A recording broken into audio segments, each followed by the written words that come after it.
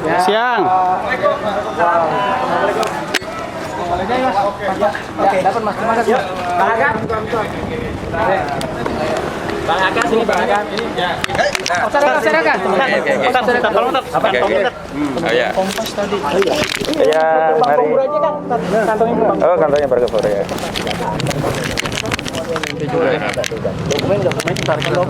Oke. Ini di dokumen. Nanti yang dokumen yang nerangkan prinsipal aja bagus. Oke, sudah? Oke.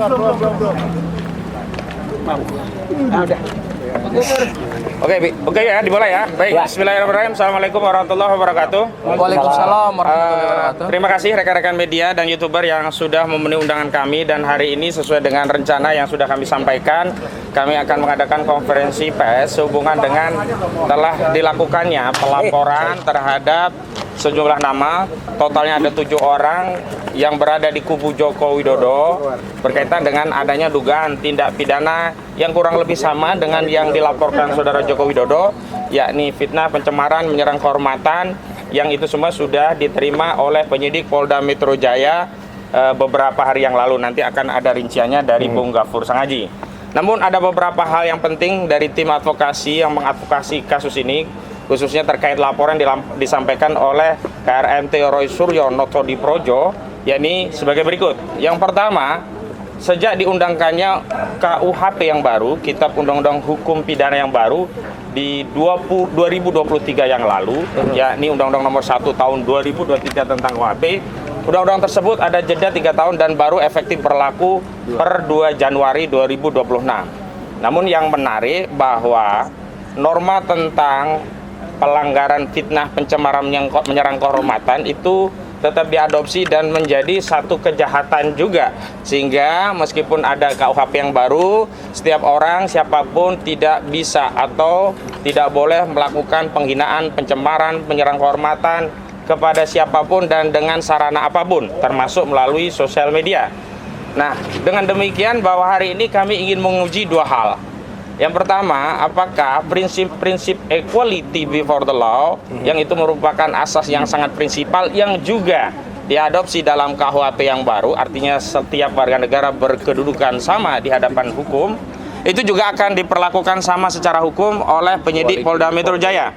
Kenapa? Karena pada saat saudara Joko Widodo 30 April 2025 yang lalu membuat laporan polisi berkaitan dengan dugaan fitnah, pencemaran, dan menyerang kehormatan melalui sarana ITE, penyidik Polda Metro Jaya begitu gegap gempita cepat langsung melakukan proses penyelidikan dan penyidikan setelah menerbitkan LP.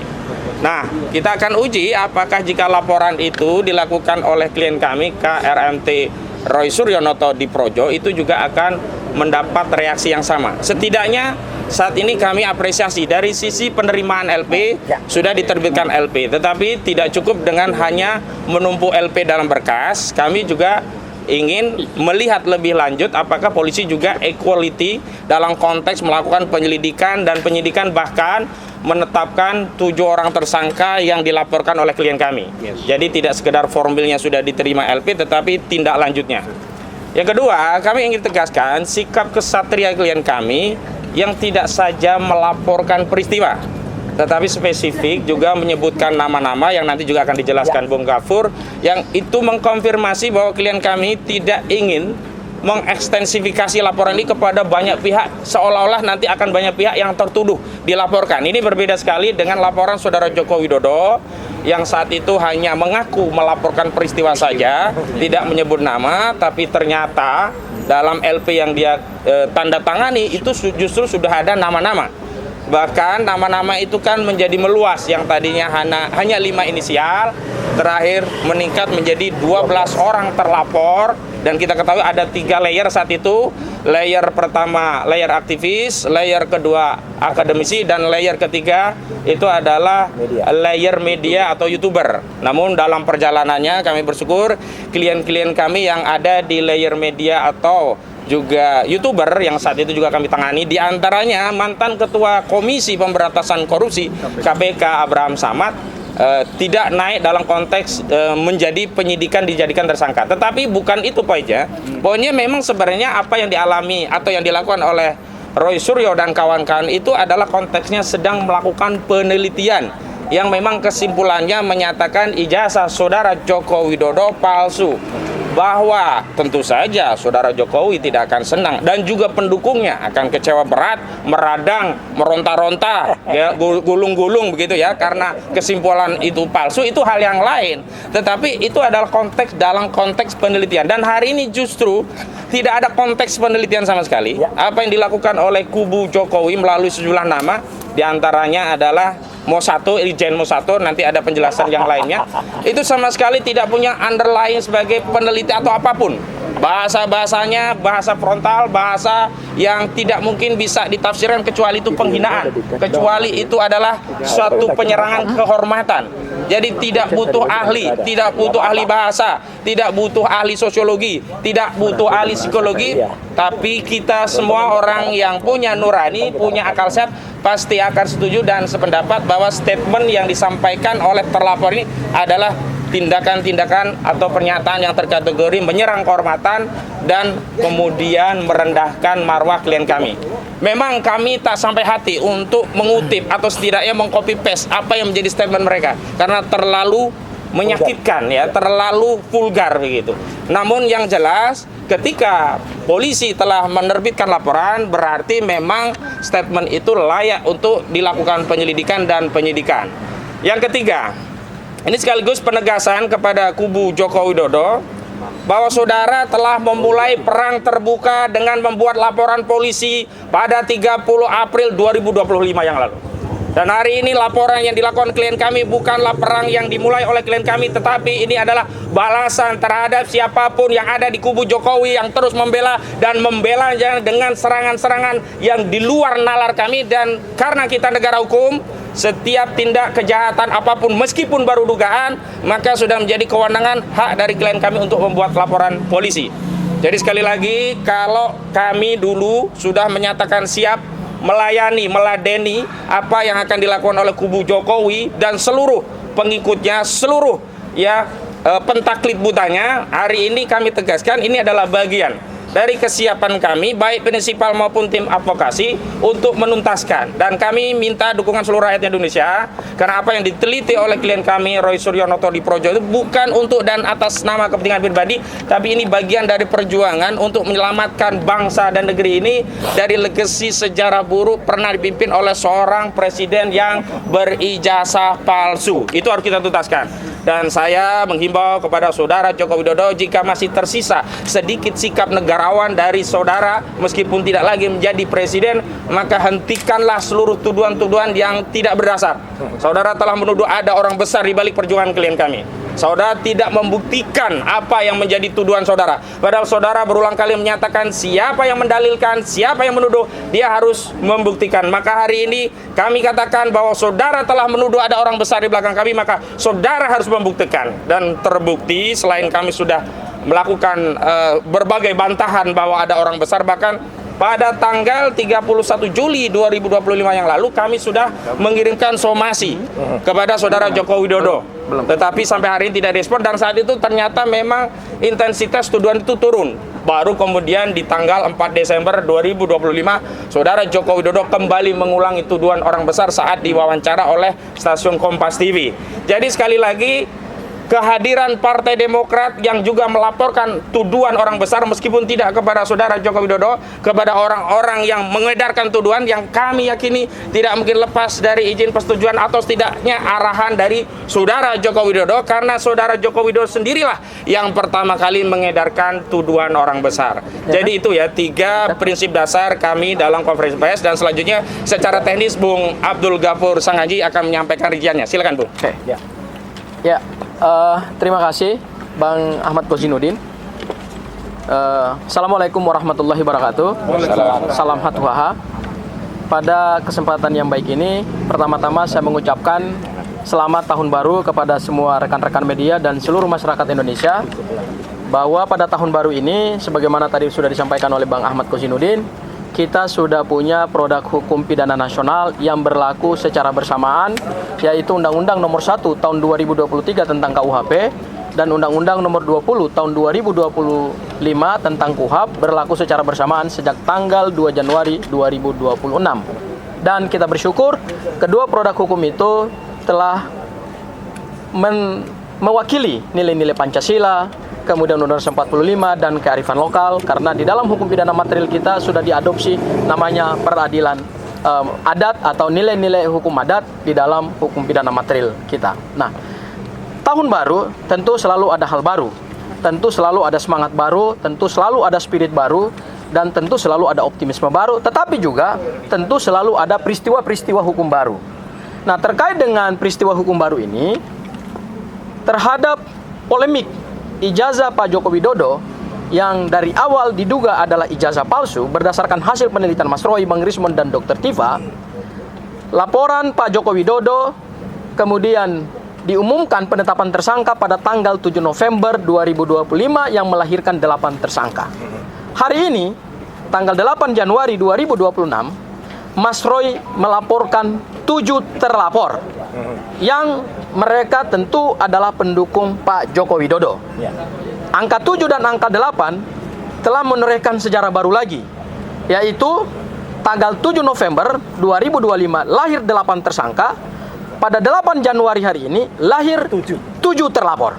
Ya, artinya angka 7 dan angka 8 ini melahirkan sejarah baru dalam konteks kekeseruan ijazah Pak Joko Widodo. Nah, perlu saya tegaskan bahwa apa yang dilaporkan oleh Mas Roy adalah dalam kapasitas sebagai seorang warga negara Indonesia, bukan dalam kapasitas sebagai tersangka. Ya, dahulu Pak Joko Widodo melaporkan Mas Roy dalam konteks sebagai terlapor. Hari ini di tahun baru kita masuk babak baru, ya, yaitu Mas Roy menjadi pelapor terhadap 7 orang yang kami duga itu adalah pendukung Pak Joko Widodo, ya. Dan yang dilaporkan oleh Mas Roy dalam konteks bukan karena merasa diserang atau bukan karena dalam konteks tuduhan ijazah palsu dia yang kemudian sudah naik dalam tahap LP Pak Joko Widodo, bukan itu konteksnya. Konteksnya adalah selama ini Mas Roy dituduh, ya, secara luar biasa, difitnah secara luar biasa terkait dengan kedudukan Mas Roy sebagai seorang warga negara yang harkat dan martabatnya dilindungi oleh konstitusi, dilindungi oleh semua kaidah-kaidah hukum pidana internasional, baik yang diatur di dalam Universal Declaration of Human Rights tahun 1948, ICCPR, International Convention on Civil and Political Rights, yang sudah kita ratifikasi dengan Undang-Undang Nomor 12 tahun 2005, dan semua kaidah-kaidah hukum pidana nasional kita, baik Undang-Undang Nomor 39 tahun 1999 tentang HAM, Undang-Undang Kekuasaan Kehakiman, dan 2 produk hukum pidana kita yang baru, yaitu KUHP dan KUHP yang baru. Yang dilakukan oleh Mas Roy adalah melaporkan 7 orang yang kalau kita lihat kualifikasi deliknya sama dengan yang dilaporkan oleh Pak Joko Widodo, yaitu dugaan pencemaran nama baik dan fitnah. Bedanya adalah Pak Joko Widodo melaporkan dan kemudian lahir 8 tersangka itu menggunakan KUHP yang lama, yaitu pasal 310 dan pasal 311. Sekarang yang dilaporkan oleh Mas Roy itu menggunakan KUHP yang baru yang dilaporkan 2 pasal, yaitu pasal 43 ayat 2, 433 ayat 2, dan pasal 434 ayat 1. Ya. Di dalam hukum pidana kita yang baru ini, perlindungan terhadap kedudukan seorang warga negara dari fitnah dan pencemaran nama baik itu luar biasa. Ya, diatur di dalam bab 17 KUHP yang baru, dan luar biasanya di KUHP yang baru ini ada 5 pasal yang secara spesifik dari pasal 433 sampai pasal 437. Dahulu di KUHP yang lama hanya 2 pasal, pasal 310 dan pasal 311. Jadi yang dilaporkan oleh Mas Roy, saya tegaskan kembali lagi, bukan karena kedudukannya sebagai seorang tersangka, tidak, tetapi karena kedudukannya sebagai seorang warga negara yang punya hak dan dilindungi oleh konstitusi dan dilindungi oleh hukum, mempunyai hak untuk melaporkan siapa saja yang diduga telah melakukan pencemaran nama baik dan fitnah. Itu hal yang pertama, ya. Hal yang kedua, yang dilaporkan Mas Roy ini ada 2 klaster. Klaster pertama adalah klaster di mana ada 5 terlapor yang diduga kuat telah melakukan pencemaran nama baik terkait dengan tuduhan dan fitnah bahwa ijazah Mas Roy adalah ijazah palsu. ya. Dan kemudian ada penyerangan terhadap harkat dan martabatnya Mas Roy sebagai seorang pribadi kodrati yang dilindungi oleh konstitusi dan undang-undang. Itu klaster pertama. Dan klaster kedua, ada 2 terlapor, yaitu terkait dengan tuduhan bahwa Mas Roy terlibat di dalam proyek korupsi Hambalang. Pada saat itu Mas Roy sebagai bagian dari kader Partai Demokrat, ya. Tetapi perlu saya tegaskan, berdasarkan bukti-bukti yang sudah kami sampaikan kepada penyidik Polda Metro Jaya, setidak-tidaknya pada saat kami melaporkan ini dan di SPKT, Mas Roy saat itu bukan sebagai terlapor, bukan sebagai tersangka, dan bukan juga sebagai saksi.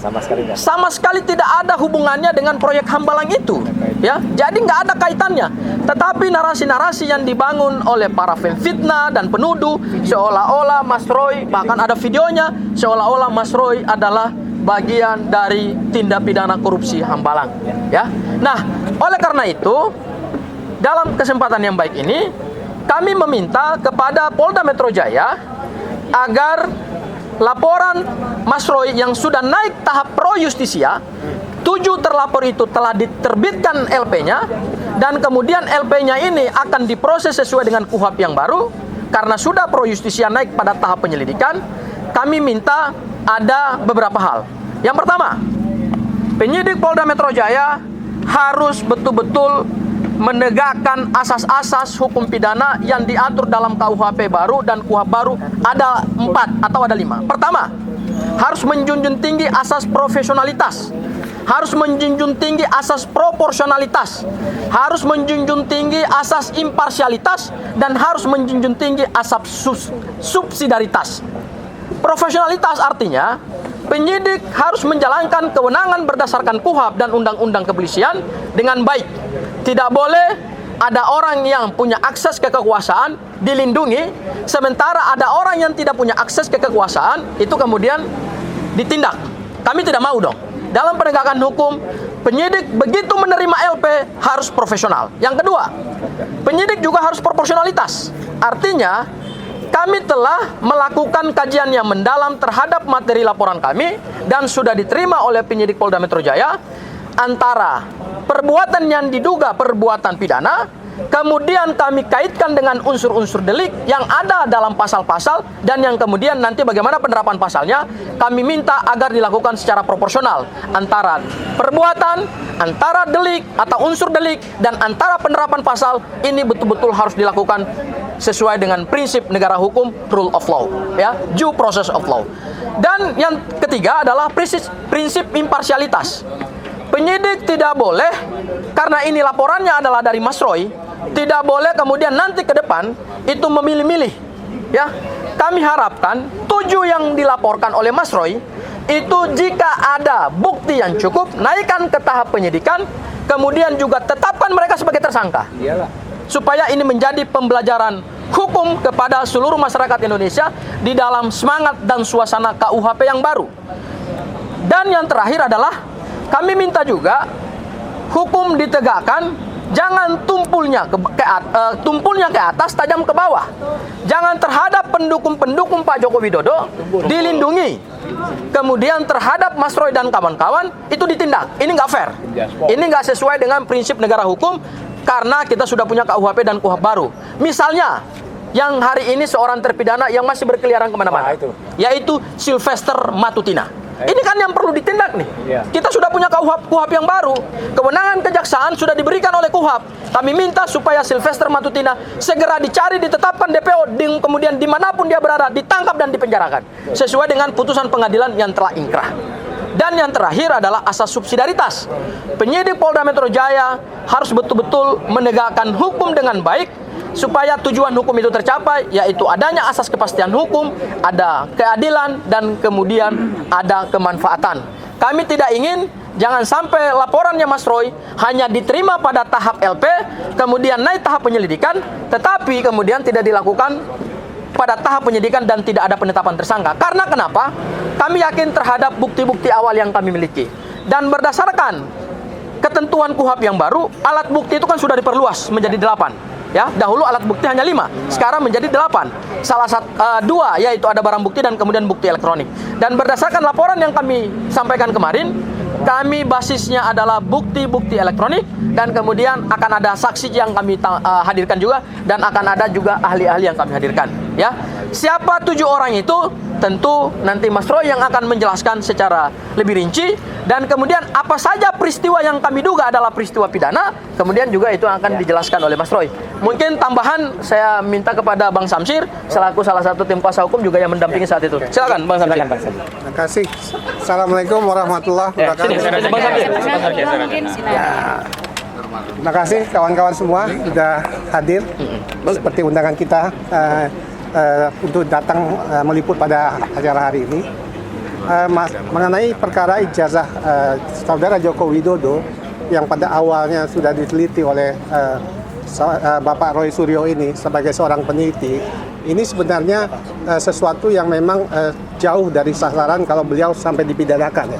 Karena memang apa yang diteliti oleh beliau dan kawan-kawannya itu adalah memang ijazah yang sudah beredar di masyarakat, sehingga pada saat dia teliti itulah yang dia sebutkan kalau ijazah tersebut adalah 99,9% adalah palsu. Kemudian kita berlanjut kepada proses yang baru saja kita dapatkan LP-nya itu tanggal 6 Januari 2026 kemarin. Nah, masalah yang demikian mudahnya mestinya untuk dibuktikan oleh saudara Joko Widodo berlanjut-lanjut sampai menyeret banyak orang yang membuat berita yang mencemarkan nama baik, termasuk juga fitnah yang dilakukan oleh orang-orang yang memang tidak mengerti mungkin ya. Tapi hal ini bukan sengaja ya, kita harus mendudukkan masalah hukum hal seperti ini. Jangan dianggap biasa aja terus melebar kemana-mana, sehingga orang-orang yang tidak tahu atau memang tahu tapi ingin menjatuhkan, dia harus mempertanggungjawabkan perbuatannya dan harus mendapat pelajaran juga bagi yang lain. Saya akan mendampingi pada saat pelaporan kemarin. Saya pikir itu yang bisa saya dapatkan. Makasih. Assalamualaikum warahmatullahi wabarakatuh. Bang Azam, ada yang mau ditambahkan? Ya, ada tambahan sedikit ya. Jadi begini, ini bukan soal kebetulan 7 orang yang dilaporkan kok tepat mantan 7 presiden. Jadi saya kira menarik ini antara 7 dan 7 ini. Jadi saya kira dilanjut. Ya, baik. Assalamualaikum warahmatullahi wabarakatuh. Ya, pertama-tama saya aturkan terima kasih atas dukungan, support dan semuanya atas perkenannya saya membuat lapor. Jadi sebelum saya membuat laporan ini, saya tentu saja secara etika meminta izin kepada tim lawyer ya, artinya yang di bawah koordinasi Pak Abraham Samad, di bawah koordinasi litigasinya di bawah koordinasi Pak Petrus Celestinus, dan di bawah koordinasi non litigasinya Pak Ahmad Kosinudin. Dan pada saat itu ditunjuk lawyer langsung yang mendampingi saya pada saat pelaporan kemarin, yaitu ada Bang Abdul Ghafur Sangaji, ada Bang Asam Khan, ada Bang Maidi, ada Bang Samsir Siregar, dan juga ada Samsir Jalil. Samsir Siregar.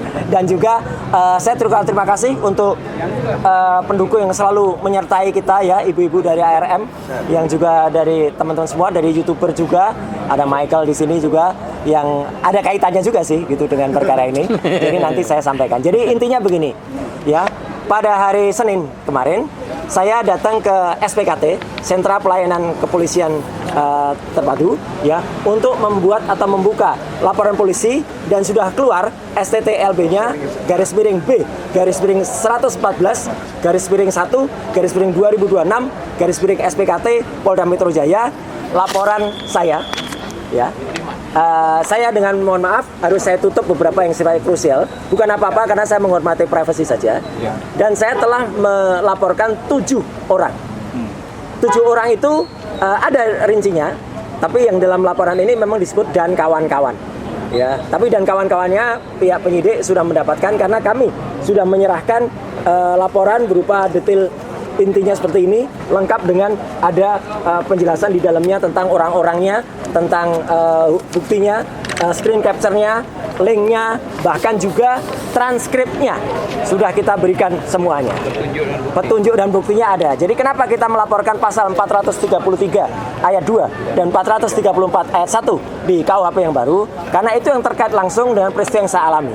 Jadi ini merupakan satu spin yang luar biasa jahat ya, gitu. Karena penelitian yang kami lakukan bertiga, awalnya, dan didukung oleh teman-teman yang lain dari tim akademisi dan juga dari TPUA dan juga tim aktivis, adalah tentang dugaan ijazah palsu yang dimiliki oleh Presiden ke-7 Indonesia Joko Widodo, yang kesimpulannya adalah 99,9% palsu. Dan dengan enaknya para pendukung Joko Widodo itu kemudian membalik begitu saja, mengatakan ijazah saya palsu. Ada yang mengatakan ijazah S1 saya palsu, ada yang mengatakan ijazah S2 dan S3-nya juga palsu. Dan nanti saya akan tunjukkan kepada teman-teman semua, ya, kalau Jokowi itu dulu mau bersifat negarawan dan mau terbuka, tunjukkan saja ijazahnya, selesai. Orang bisa lihat, bisa menguji ijazah itu benar apa enggak. Mau tanyakan ke Universitas Gadjah Mada, mau tanyakan ke Universitas Negeri Jakarta, silahkan. Ya, nanti di bagian akhir saya tunjukkan.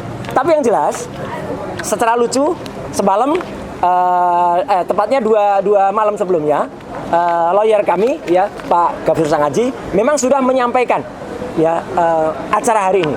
Dan pada saat itu juga sudah mulai ada yang kelihatan kayak cacing kepanasan, ya gitu, bingung dia, gelisah apa. Dan semalam ada yang lebih gelisah lagi. Semalam di salah satu TV ada yang sudah pakai baju tahanan, ada yang buka kaos dan kaosnya kaos tahanan, calon kali ya, gitu. Dan maka pada hari ini mohon didengarkan baik-baik, ya, gitu, tanpa kemudian bersifat mendahului pihak kepolisian. Nama-nama terlapor, inisialnya akan saya sebut, ya. Inisial yang pertama adalah A. Inisial yang kedua adalah B. Inisial yang ketiga adalah D. Inisial yang keempat adalah F. Inisial yang kelima adalah L. Inisial yang kelima adalah U. Dan inisial yang keenam adalah U. Dan inisial yang ketujuh adalah V. Jadi A, B, D, F, L, U, V. Itu adalah orang-orang yang kami laporkan dan ada di dalam detail penjelasan yang sudah ada di dalam laporan kepolisian nomor STTLB garis miring B garis miring 114 garis miring 2026 SPKT Polda Metro Jaya. Saya jelaskan lagi. Jadi memang ada dua klaster. Klaster yang pertama, saya dituduh berijazah palsu, ya. Jadi ijazah saya dari S1 dari UGM ini dituduh palsu. Clear ya, jelas betul. Ini ada legalisasinya. Silakan difoto, silakan dianalisis. Ya, kalau ada orang ya silakan diuji ELA, silakan diuji luminance gradient. Silakan diuji apapun kalau ini apa ijazahnya. Artinya kemudian bentuk kejujuran, ya? Artinya bentuk kejujuran. Kemudian ijazah S2 saya dari UGM juga ini. Silakan diuji. Silakan diuji juga. Ini saya magister kesehatan, makanya di belakang saya ada MKes-nya. Kalau tadi gelarnya di depan ada dokter andesnya. Dan saya S3. Kenapa saya perlu tulis S3? S3 inilah saya memutuskan untuk mengundurkan diri dari partai karena saya sekolah menempuh S3 ini. Dan alhamdulillah 4 tahun kemudian saya lulus dari Universitas Negeri Jakarta. Bisa diuji. Bisa diuji. Ya, sini Bang. Ya. Clear ya? Ya. Ya, jadi artinya 1, 2, 3, S1, S2, S3 ada semua, ya. Ada semua dan silakan kalau ada, ya, silakan. Dan kalau ada yang kemudian melakukan itu, mari kita buktikan dia berarti apa? Karena dia sudah menuduh ijazahnya palsu. Gitu ya.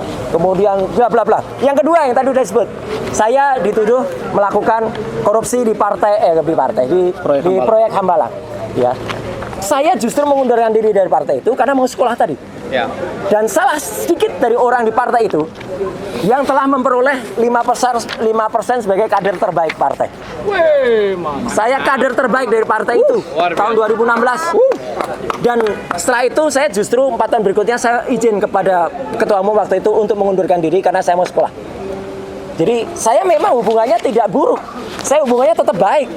Dan justru karena hubungan baik itu, maka ketika saya dituduh kemudian melakukan korupsi di Hambalang, alhamdulillah justru nanti akan ada saksi yang sangat prinsipal yang mengetahui persis ketika kasus Hambalang itu beliau berada di KPK. Yes. Ya, dan itu akan sangat membantu kita, akan menjelaskan Roy Suryo tidak termasuk dalam lidik dan tidak ada. Clear banget. Ya, kenapa saya dibikin videonya? Jadi sebenarnya pasal 32 dan 35 Undang-Undang ITE pun masuk dan nanti akan didalami. Karena saya digambarkan ada di Hambalang, saya digambarkan ada di rombongan yang meneliti itu, dan saya digambarkan terlibat dalam urusan itu. Jadi sekali lagi, tuduhan-tuduhan mereka, kabar bohong dan fitnah adalah telak, ya. Dan itu masuk semua. Jadi makanya Polda Metro Jaya dengan cepat bisa menerbitkan LP. Karena mereka melihat tuduhan ijazah palsu adalah telak, tuduhan saya terlibat korupsi Hambalang adalah telak, semuanya adalah fitnah dan kabar bohong. Jadi sekali lagi kepada 7 pelaku ya, A, B, D, F, L, U, V siap-siap saja untuk menerima panggilan dari Polda Metro Jaya. Tidak perlu seperti cacing kepanasan, sudah pakai kaos tahanan ya gitu, dan kemudian sudah dan baborgo lagi ya gitu, itu kan apa. Dan sekali lagi terima kasih untuk TAKA ya, di bawah koordinasi Pak Abraham Samad, Pak Petrus Selesti dan Pak Ahmad Kosinudin yang sudah mendampingi, dan ibu-ibu semua juga ada lawyer-lawyer ibu-ibu di sini yang memberikan kami saran. Jadi sekali lagi saya tetap dengan etika, sebelum saya lapor saya minta izin dulu untuk menerbitkannya. Sekali lagi terima kasih. Wassalamualaikum warahmatullahi wabarakatuh. Ya, ada pertanyaan? Cukup, Pak. Ya, cukup ya. Oke, clear. Terima kasih. Jadi ini bukan peristiwa yang dilaporkan semuanya. Semuanya udah jelas ya. Yang bohong peristiwa, ternyata laporannya bukan peristiwa. Ya, clear ya, udah semuanya. Ya, nanti saya sampaikan. Jelas ya semuanya. Nggak perlu saya tunjukkan ya. Ini detailnya ada semua nih. Gambar-gambarnya, videonya ada semua nih. Gambarnya, videonya ada semua nih laporannya. Rahasia. Rahasia ya. Gitu, nanti. Biar mereka cari sendiri. Iyalah, silahkan cari sendiri dan bingung. Sorry. Dan bingung sendiri. Ya. Oke. Ini punya siapa aja?